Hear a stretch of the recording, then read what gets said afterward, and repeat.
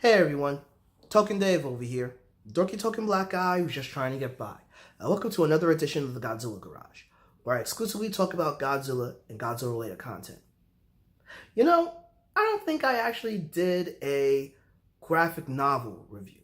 And I haven't done a book review in a long time, so why don't you just do a graphic novel review? And since Godzilla King of the Monsters is due in about 36 hours for me, and 48 hours for the rest of the world, I figured why don't I tackle one of them?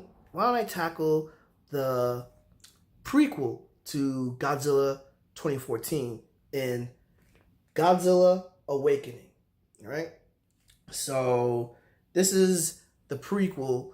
This is a graphic novel that's a prequel to 2014, and this actually follows the father of Ishiro Shirazawa. Actually, Dr. Shirazawa in 2014. This follows his father as his father survived World War II and basically found that Ishiro was still alive. But to make a living, he actually joined the Japanese Navy and, has a hatred for Americans despite being able to still speak English. And he's actually called to aid another ship, an American ship, that has been attacked by a giant organism, but that giant organism actually is also on the run from a bigger threat. It's Alpha, Godzilla.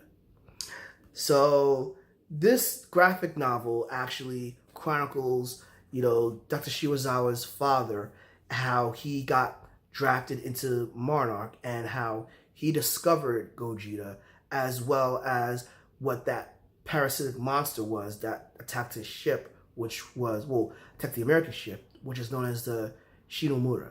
Now, the Shinomura is basically a giant cross between a bat and a scorpion, and it's interesting because that's the giant form of it, but it's actually like, a bunch of small individual cells that come together to create the giant bat scorpion-like creature, aka the Shinomura.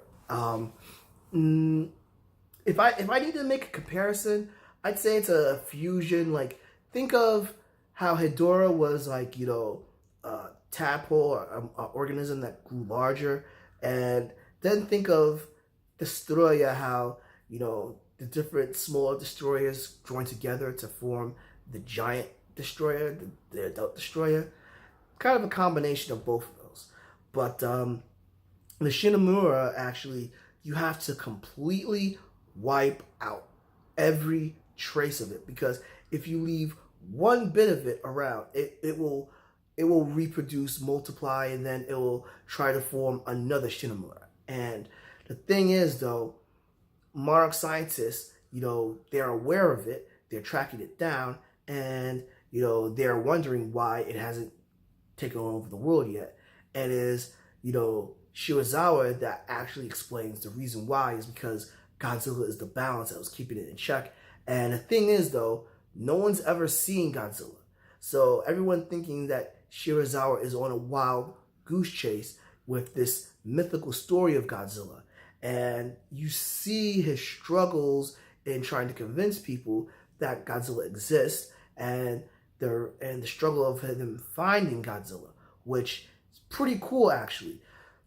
Dr. Shirazawa's father is actually an interesting character who goes from, hating Americans to joining Americans to understanding Americans to working with the Americans, and then actually, getting the ball rolling with pretty much Monarch, where it's established, and, also leaving us information, to start to build on additional things that will be very relevant about 80 years later, I think, 70 years later, and Dr. Shirazawa's father is definitely the focal point and the major character. And while there's a side character named Shaw, who is like, Shirazawa rescued and everything, most of the other people in the novel, you really don't give two craps about, or they don't really spend much time developing. One thing is interesting where you see Shirazawa, you see that he doesn't have as much of a relationship with his son, Ishiro, because he's always being called on something for Monarch. And Ishiro is not aware of this up until, like, you know, Ishiro's like in his like late 30s, you know, because Shirazawa is telling Ishiro everything of all of his exploits in 1980, the year I was born. And since Ishiro was a baby in 1945, that would make Ishiro, yeah, that would make him like about 35 and everything. And it's very interesting how pretty much, what was it, 35? Yeah, 35. And it's interesting how they actually link that, all that information to the beginning of Godzilla 2014. So I really enjoyed this graphic novel, but it's not perfect. Like I said, you know, the main character we're following is Shirazawa. You know, some of the side characters are not really that interesting.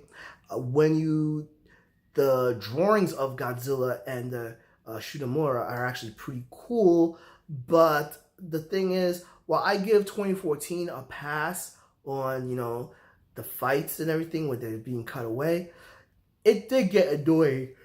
Some of that happened in this graphic novel. Sometimes Godzilla and the Shunemura would start fighting and the Shunemura would run away and then Godzilla would just disappear, you know.